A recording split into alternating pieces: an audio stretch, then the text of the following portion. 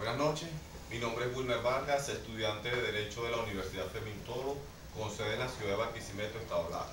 La temática a exponer en la materia de Introducción a la Criminalística es sobre los principios de la criminalística.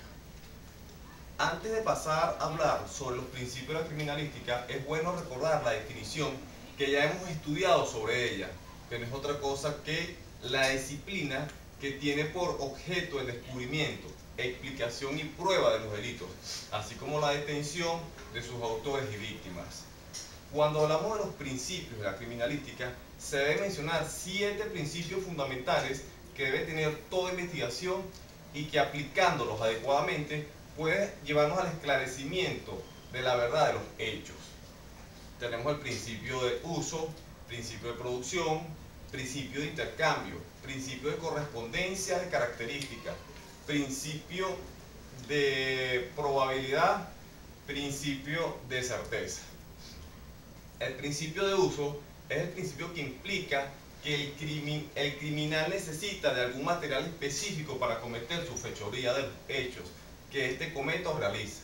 Por lo general, se utilizan agentes mecánicos, químicos, físicos o biológicos, mientras que en el principio de producción, los hechos presuntamente delictivos son cometidos por objetos comunes y corrientes que le dan una utilización específica para cometer sus ilícitos.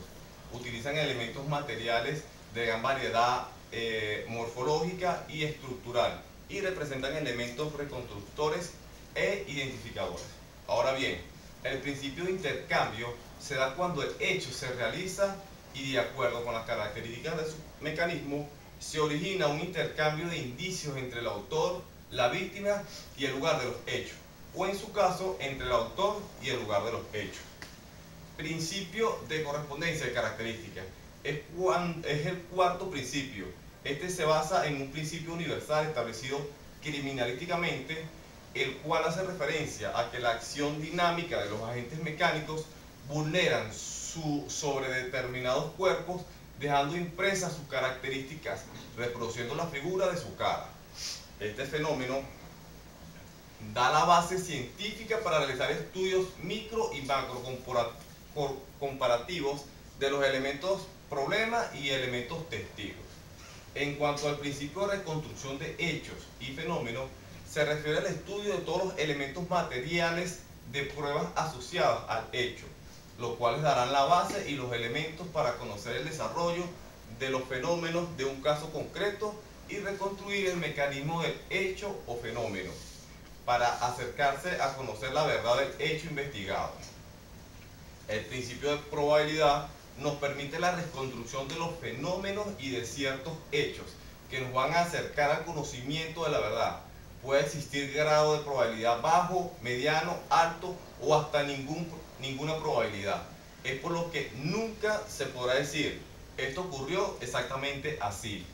Por último, el principio de certeza se basa en la posibilidad de confirmar por instrumentos de laboratorio la presencia de elementos determinados en la escena del crimen, de manera que se pueda comprobar científicamente la comisión del hecho, lográndolo con la utilización de metodología, tecnología y procedimientos adecuados que dan certeza de su existencia y de su procedencia.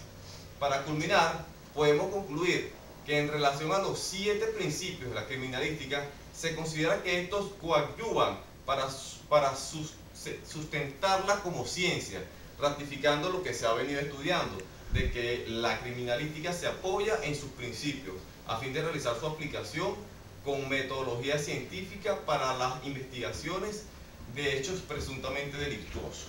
Esta es toda la exposición. Muchas gracias por su atención.